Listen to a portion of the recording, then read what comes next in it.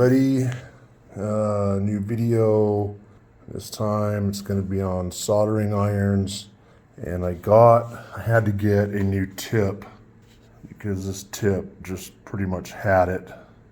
And because I need to repair my guitar, which had been stolen 6 years ago right out of my house. I don't remember that I even played this after I got it back. I think it just went back up on the wall, got put away or something, because I've got two other guitars. You know, this injury kept me away from the guitar for a long while because I couldn't get it. I was like right to there, and it was just really a lot of therapy I had to continually do to be able to do that again so I could do chords. So I haven't played in a long time, and now I'm getting all my stuff set up again, and this thing just wasn't producing any sound, and I found that this was shorting out. I don't know if they took this apart and did something. In any case, this tip is just really too big to work on this. That soldering iron is only a 40 watt, and it doesn't have the power to really melt the solder quickly. The issue with these, that's a 100 watt iron, that's a 40 watt. That 40 watt will do it, but I'll have to sit it on here forever before it melts that solder. In the meantime, the whole pot is heating up, and that's the last thing you want. The 100 watt are there. You can see this tip is a lot more friendly to the size of what I'm doing, and it will melt the solder right away without heating up the rest of the pot. And I have to go, this obviously looks like it's been redone at some point, so I've got the wiring schematic for the RG series, and I'm gonna have to rewire this. I had to buy a new tip, so I figured it's a good time to make a video on this. And that these tips over time will oxidize, and when they oxidize, they don't transfer heat, and you'll also have a hard time tinning the tip. And that was another issue. Just didn't matter how much I cleaned this and tinned it, it just would turn into this, and it just wasn't working. Now this is a copper core with an iron plating. That's what Weller does. This is a new tip from Weller, and it's tinned, and it looks a lot better. It's rated at 700 degrees. This one's rated at 700. Well, come on, by the 7 on there. There's a few things. When these start to oxidize, you're coming towards the end of your life with these tips, and you do need to buy new ones. There's a few things you can do to care for your tips. One of them is to keep them clean, keep them tinned, and I neglected to bring out my power strip, but if you don't have a soldering station, then you can plug this into a power strip. The reason being is, let's say I'm gonna do my little soldering there. Okay, I put the soldering iron down. It's a good idea just to shut it off. So with the power strip, I can just flick that button and it's off, and it starts cooling. Leaving these go and to stay hot over a prolonged period is really a bad idea. That just hastens the degradation of these tips. And so it's a good idea just to turn them off. Now with that 40 watt over there, it'll take forever to heat up again, but with these it doesn't. Like maybe 30 seconds and you're good to go, especially if you got a nice new tip. Hitting these with wire brushes, or putting these on a grinding wheel, very bad idea. If you wear past the iron plating and onto the copper core, it's not going to tin, and the copper core is going to eat up, and you're going to get a hole in your tip. It's best to avoid that. Now, a brass wire brush, you could lightly do that, but I generally just use an old rag, or you can get a soldering sponge, not just any sponge, but a soldering sponge. It's a high temperature sponge made specifically for these tips, and you just, wipe your tip, re-tin it, and you're good to go. Another thing you don't want to do, banging the tip to knock the solder off. That's really a bad idea because that will damage your heating element. You shouldn't be doing that. Now, Weller, on their new kits, their soldering stations, they do include a well with a silicone bumper that you can tap the tip on in order to knock, the excess solder off. And they've done that in an effort to kind of address the bad habits that people have with these.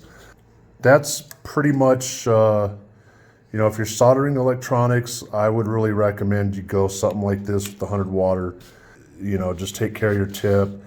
And there is like a tip reconditioner setup, and it's like this paste that you dip the tip in and then you clean it off, and that works to a point. But the problem is that paste is an acid, and it will eat the plating away. So I don't really recommend you do that in a non-commercial industrial setting. These will last a long time. In a commercial setting, you're probably going to go through tips pretty fast. I would be using rosin coarse solder. There's acid coarse solder. Acid type flux is used when you need to make solder stick to things like stainless steel or steel. Okay, now the last thing is it's pronounced solder. It's not solder. Been watching Alex Steele a bit much. You might be trying to pick that up, but that is not the correct way to say solder. It's not solder, it's solder. Just like aluminum, it's not aluminium actually. Historically, the correct name is aluminum. The English at some point, for whatever reason, got it mixed up and started calling it aluminium, and they never corrected their mistake. Although they will claim that we're saying it wrong and that it's actually aluminium. It's aluminum, and it's solder. So, there you go. If you're happy with that and want to click out now, fine. If you want to hear a little bit about the guitar, the rest of the video is going to be about the guitar. So this is an RG270B, and the C stands for the Court plant in Incheon, Korea. 6 stands for the year. It was manufactured in 1996. Now, they didn't make the RG270 in the 2000s, so it's not 2006 or 16. These were made between 94 and 96, so that's 1996. The 10 is for the 10th month, and it was the 5,773rd guitar made that month. This guitar doesn't show up in Ibanez's numbers because this guitar specifically was made for sale in Japan and South America only. It wasn't made to be sold in America. Now, I'm not saying all RG270s were made to be sold in America or in Japan and South America, but this one was. This is made of a type of MDF. And what Ibanez was trying to do was they were trying to mimic the Dan Electro guitars. Now, the Dan Electro guitars, the guy was trying to make inexpensive guitars, but quality guitars, and he made them out of MDF. And ironically, they've got an incredible sound, just a really deep, warm tone to them, and they're very popular. Believe they're still around. I've never owned one, but I do believe they're still around. This is a MDF type of wood, and it gives us a nice deep sound. Consequently, this was the guitar that became very popular with the nu metal bands like Korn. This is what they, kind of kicked them off. Ibanez later came out with 7 and 8 string guitars, and of course it's a bolt-on neck, which I hate, but under the circumstances you understand why. And these bolt into the neck, and it's a humbucker, single coil humbucker. Let's see if I can, there you go. Humbucker, single coil humbucker. And I hate this Floyd Rose nonsense. I wish I didn't have it. But yeah, so that's kind of the history. It was discontinued in 96, and they brought it back in 2000. and it was produced for a year, but the one in 2000 had a normal basswood body. It didn't have this type of wood. And these guitars are insanely popular. Some people think they're garbage, but they're really not. You can get these fairly inexpensively used online. Almost every Reverb, Guitar Center, Sweetwater, they all have them. I'm happy with it. It's one of my favorite guitars. It's definitely a guitar for chugging and chunking, and that's what I plan on doing with this. After I get this wiring figured out, when I ohmed the humbuckers, they're only coming back at about 5 ohms, which indicates it's only picking up a single coil. For whatever reason, no matter what switch position I put this in, I'm not getting, the 10 ohms or, 9.5 ohms that I should be getting out of a humbucker. So that's why I got to check the wiring. I'm going to go ahead and redo all this soldering and soldering and make sure this is all up to snuff. And then I'm going to go ahead and take it in and have them put new strings on it, only because I'm no good at trying to put strings on a Floyd setup. Eventually I'm going to try and find another RG that doesn't have the Floyd and it's just a straight bridge. So that's pretty much it.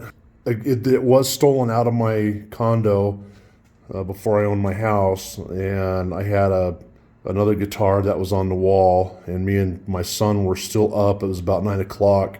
They came right in the house, yanked them off the wall and split, and I didn't notice it until the next morning, and it took 3 months to find these. I had the help of the local news, and I put flyers out at all the pawn shops. Everybody was looking for them. The police knocked on the door one night. They had the guitars. The officer said that the person found them on his property up in the mountains, propped up against a tree. Yeah, right. I believe that. In any case, they tried to locate the numbers too, and they were unable to do it. And they were kind of theorizing it must have been like maybe an in-between or special edition, but as it turns out, it's just an RG270B, and the reason it's not in Ibanez's database is because none of those guitars that were for sale in Japan or South America are in Ibanez's database. If it had been made for sale in the US, then it would have. Those numbers are similar but slightly different, but in any case, I like this guitar. I'm really happy with it. I don't plan on ever getting rid of it. I should have this all figured out tonight or tomorrow. So anyway, well, that's it. That's all I have to say for this video. Well, see you on the next one.